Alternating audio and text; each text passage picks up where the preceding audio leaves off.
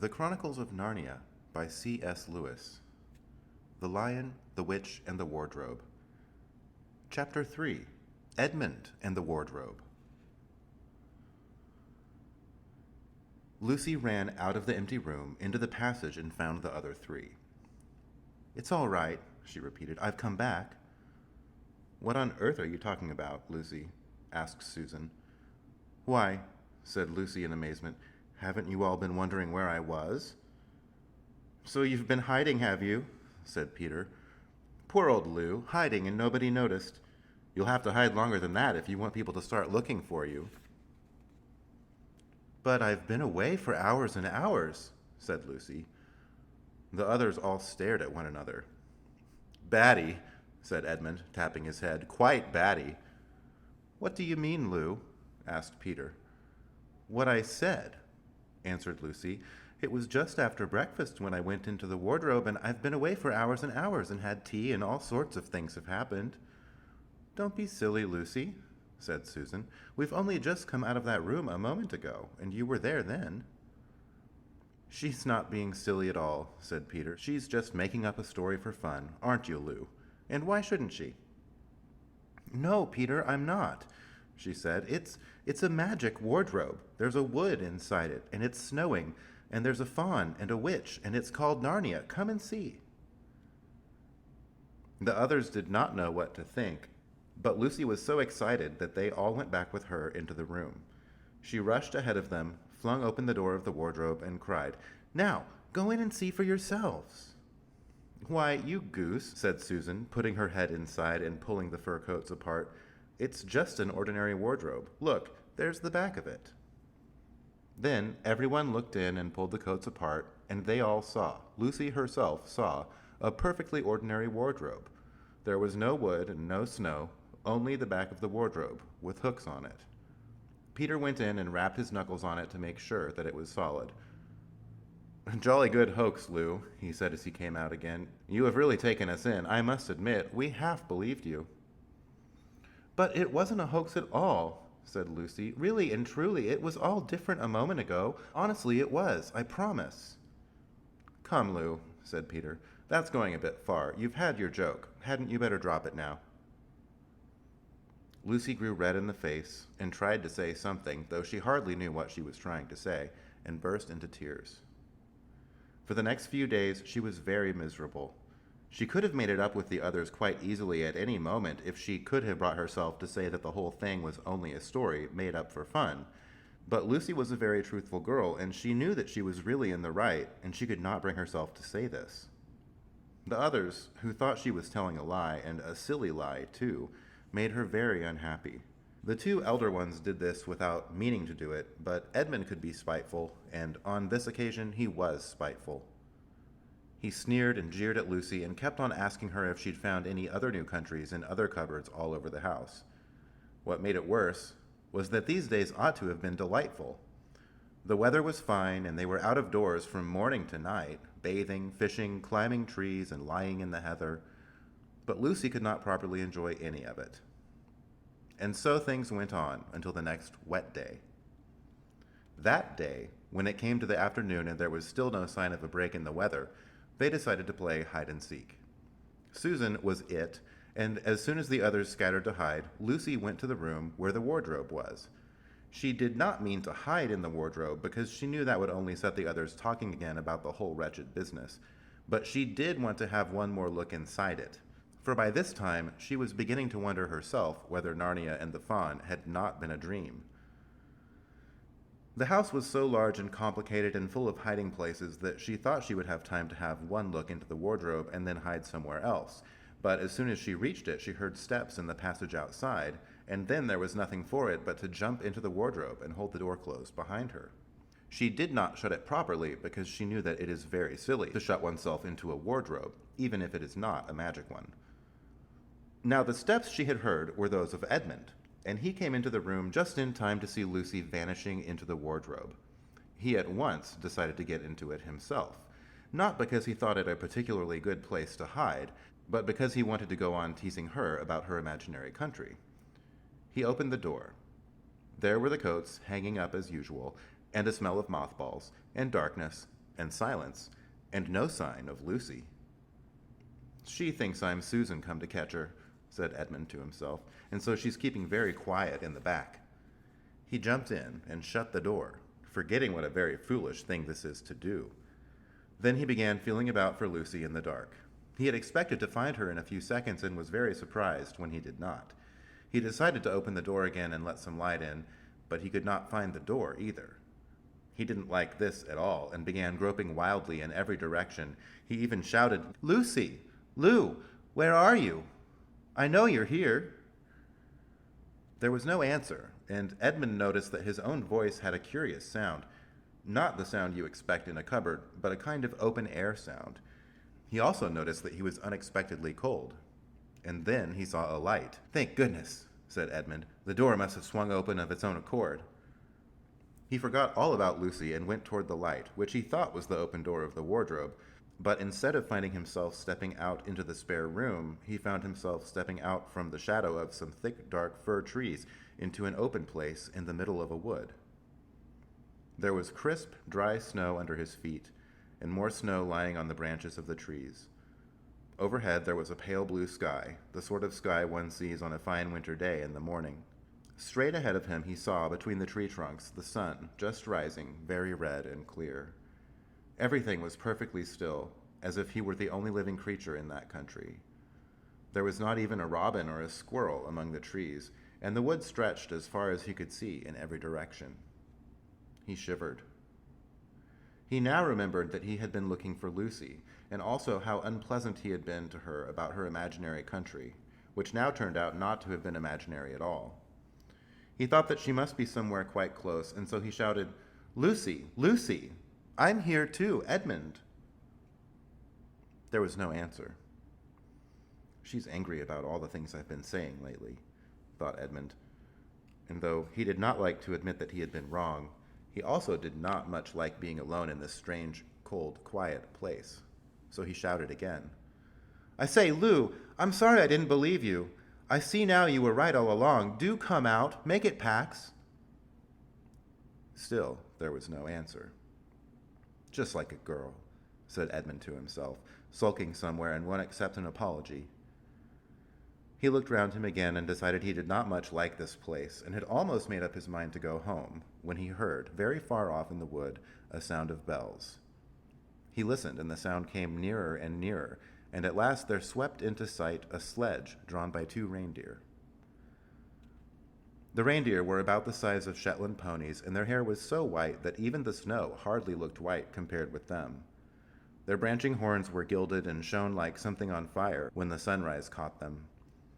Their harness was of scarlet leather and covered with bells. On the sledge, driving the reindeer, sat a fat dwarf who would have been about 3 feet high if he had been standing. He was dressed in polar bear's fur, and on his head he wore a red hood with a long gold tassel hanging down from its point. His huge beard covered his knees and served him instead of a rug. But behind him, on a much higher seat in the middle of the sledge, sat a very different person, a great lady, taller than any woman that Edmund had ever seen. She also was covered in white fur up to her throat, and held a long, straight golden wand in her right hand, and wore a golden crown on her head. Her face was white, not merely pale, but white, like snow or paper or icing sugar, except for her very red mouth. It was a beautiful face in other respects, but proud and cold and stern. The sledge was a fine sight as it came sweeping toward Edmund, with the bells jingling and the dwarf cracking his whip and the snow flying up on each side of it. "Stop!" said the lady, and the dwarf pulled the reindeer up so sharp that they almost sat down. Then they recovered themselves and stood champing their bits and blowing. In the frosty air, the breath coming out of their nostrils looked like smoke. "And what, pray, are you?" said the lady, looking hard at Edmund. My name's Edmund," said Edmund, rather awkwardly. He did not like the way she looked at him. The lady frowned. "Is that how you address a queen?" she asked, looking sterner than ever. "I beg your pardon, your majesty, I didn't know," said Edmund. "Not know the Queen of Narnia?" cried she. Ha! You shall know us better hereafter. But I repeat, what are you? Please, your majesty, said Edmund, I don't know what you mean. I'm at school, at least I was. It's the holidays now. The Chronicles of Narnia by C.S. Lewis. The Lion, the Witch, and the Wardrobe. Chapter 4. Turkish Delight. But what are you? Said the queen again. Are you a great overgrown dwarf that has cut off its beard? No, your majesty, said Edmund. I never had a beard. I'm a boy. A boy, said she. Do you mean you are a son of Adam? Edmund stood still, saying nothing. He was too confused by this time to understand what the question meant. I see you are an idiot, whatever else you may be, said the queen. Answer me, once and for all, or I shall lose my patience. Are you human? Yes, your majesty, said Edmund. And how, pray, did you come to enter my dominions? Please, your majesty, I came in through a wardrobe. A wardrobe? What do you mean? I opened a door and just found myself here, your majesty, said Edmund. Ha! said the queen, speaking more to herself than to him. A door. From the world of men I have heard of such things. This may wreck all. But he is only one, and he is easily dealt with. As she spoke these words, she rose from her seat and looked Edmund full in the face, her eyes flaming. At the same moment, she raised her wand. Edmund felt sure that she was going to do something dreadful, but he seemed unable to move. Then, just as he gave himself up for lost, she appeared to change her mind. My poor child, she said in a quite different voice, how cold you look. Come and sit with me here on the sledge, and I will put my mantle round you, and we will talk. Edmund did not like this arrangement at all, but he dared not disobey. He stepped onto the sledge and sat at her feet, and she put a fold of her fur mantle round him and tucked it well in. Perhaps something hot to drink, said the queen. Should you like that? Yes, please, your majesty, said Edmund, whose teeth were chattering. The queen took from somewhere among her wrappings a very small bottle, which looked as if it were made of copper. Then, holding out her arm, she let one drop fall from it onto the snow beside the sledge. Edmund saw the drop for a second in midair, shining like a diamond. But the moment it touched the snow, there was a hissing sound, and there stood a jeweled cup full of something that steamed. The dwarf immediately took this and handed it to Edmund with a bow and a smile. Not a very nice smile. Edmund felt much better as he began to sip the hot drink. It was something he had never tasted before, very sweet and foamy and creamy, and it warmed him right down to his toes. It is dull, son of Adam, to drink without eating, said the queen presently. What would you like best to eat? Turkish delight, please, your majesty, said Edmund. The queen let another drop fall from her bottle onto the snow, and instantly there appeared a round box tied with green silk ribbon, which, when opened, turned out to contain several pounds of the best Turkish delight. Each piece was sweet and light to the very center, and Edmund had never tasted anything more delicious. He was quite warm now and very comfortable. While he was eating, the queen kept asking him questions. At first, Edmund tried to remember that it was rude to speak with one's mouth full, but soon he forgot about this and thought only of trying to shovel down as much Turkish delight as he could. And the more he ate, the more he wanted to eat, and he never asked himself why the queen should be so inquisitive. She got him to tell her that he had one brother and two sisters, and that one of his sisters had already been in Narnia and had met a faun there, and that no one except himself and his brother and his sisters knew anything about Narnia. She seemed especially interested in the fact that there were 4 of them, and kept on coming back to it. "You are sure there are just 4 of you?" she asked. "2 sons of Adam and 2 daughters of Eve, neither more nor less." And Edmund, with his mouth full of Turkish delight, kept on saying, "Yes, I told you that before," and forgetting to call her Your Majesty, but she didn't seem to mind now. At last, the Turkish delight was all finished, and Edmund was looking very hard at the empty box and wishing that she would ask him whether he would like some more. Probably the queen knew quite well what he was thinking, for she knew, though Edmund did not know, that this was enchanted Turkish delight, and that anyone who had once tasted it would want more and more of it, and would even, if they were allowed, go on eating it till they killed themselves. But she did not offer him any more. Instead, she said to him, "Son of Adam, I should so much like to see your brother and your 2 sisters. Will you bring them to see me?" "I'll try," said Edmund, still looking at the empty box. "Because if you did come again, bringing them with you, of course, I'd be able to give you some more Turkish delight. I can't do it now. The magic will only work once. In my house, it would be another matter." "Why can't we go to your house now?" said Edmund. When he had first got onto the sledge, he had been afraid that she might drive away with him to some unknown place from which he would not be able to get back. But he had forgotten about that fear now. "It is quite a lovely place, my house," said the queen. "I am sure you would like it. There are whole rooms full of Turkish delight, and what's more, I have no children of my own. I want a nice boy whom I could bring up as a prince, and who would be king of Narnia when I'm gone.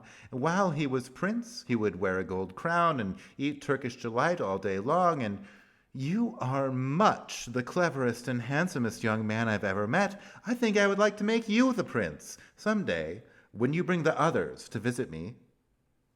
"Why not now?" said Edmund. His face had become very red, and his mouth and fingers were sticky. He did not look either clever or handsome, whatever the queen might say. "Oh, but if I took you there now," said she, "I shouldn't see your brother and your sisters. I very much want to know your charming relations. You are to be the prince, and later on the king, that is understood, but you must have courtiers and nobles. I will make your brother a duke, and your sisters duchesses." "There's nothing special about them," said Edmund, "and anyway, I could always bring them some other time." "Ah, but once you were in my house," said the queen, "you might forget all about them. You would be enjoying yourself so much that you wouldn't want to bother of going to fetch them. No, you must go back to your own country now, and come to me another day. With them, you understand. It is no good coming without them." "But I don't even know the way back to my own country," pleaded Edmund. "That's easy," answered the queen. "Do you see that lamp?" She pointed with her wand, and Edmund turned and saw the same lamp-post under which Lucy had met the fawn.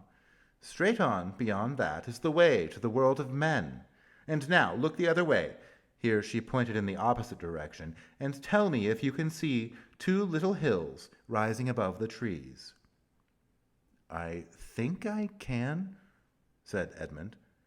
"Well, my house is between those 2 hills. So next time you come, you have only to find the lamp-post and look for those 2 hills and walk through the wood till you reach my house. But remember, you must bring the others with you.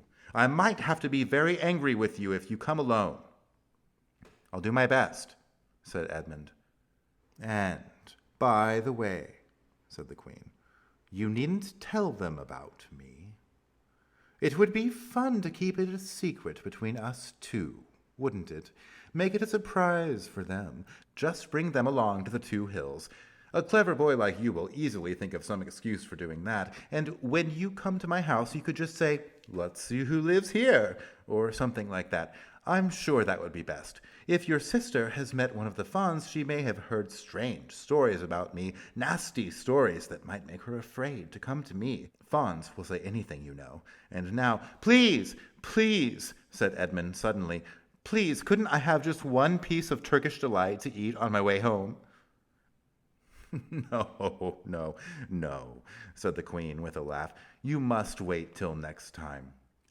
While she spoke, she signaled to the dwarf to drive on, but as the sledge swept away out of sight, the queen waved to Edmund, calling out, next time, don't forget, come soon." Edmund was still staring after the sledge when he heard someone calling his own name, and looking round he saw Lucy coming toward him from another part of the wood. "Oh, Edmund," she cried, "so you've got in too. Isn't it wonderful? And now—" "All right," said Edmund. "I see you were right, and it is a magic wardrobe after all. I'll say I'm sorry if you'd like, but where on earth have you been all this time? I've been looking for you everywhere." "If I'd known you had got in, I'd have waited for you," said Lucy, who was too happy and excited to notice how snappishly Edmund spoke, or how flushed and strange his face was. "I've been having lunch with dear Mr. Tumnus, the fawn, and he's very well, and the White Witch has done nothing to him for letting me go, so he thinks she can't have found out, and perhaps everything is going to be all right after all." "The White Witch?" said Edmund. "Who's she?" "She is a perfectly terrible person," said Lucy. "She calls herself the Queen of Narnia, though she has no right to be queen at all, and all the fauns and dryads and naiads and dwarfs and animals, at least all the good ones, simply hate her. And she can turn people into stone and do all kinds of horrible things, and she has made a magic so that it is always winter in Narnia, always winter, but it never gets to Christmas. And she drives about on a sledge, drawn by a reindeer, with a wand in her hand and a crown on her head." Edmund was already feeling uncomfortable from having eaten too many sweets, and when he heard that the lady he had made friends with was a dangerous witch, he felt even more uncomfortable, but he still wanted to taste that Turkish delight again more than he wanted anything else. "Who told you all that stuff about the White Witch?" he asked. "Mr. Tumnus, the fawn," said Lucy. "You can't always believe what a fawn says," said Edmund, trying to sound as if he knew far more about them than Lucy. "Who said so?" said Lucy. "Everyone knows it," said Edmund. "Ask anybody you'd like. But it's pretty poor sport standing here in the snow. Let's go home." "Yes, let's," said Lucy. "Oh, Edmund, I'm so glad you've got in too. The others will have to believe in Narnia now that both of us have been here. What fun it will be!" But Edmund secretly thought that it would not be as good fun for him as for her. He would have to admit that Lucy had been right before all the others, and he felt sure the others would all be on the side of the fawns and the animals. But he was already more than half on the side of the witch. He did not know what he would say, or how he would keep his secret once they were all talking about Narnia. By this time they had walked a good way. Then suddenly they felt coats around them instead of branches, and next moment they were both standing outside the wardrobe in the empty room. "I say," said Lucy, "you do look awful, Edmund. Don't you feel well?" "I'm all right," said Edmund. But this was not true. He was feeling very sick. "Come on, then," said Lucy. "Let's find the others. What a lot we shall have to tell them, and what wonderful adventures we shall have now that we're all in it together."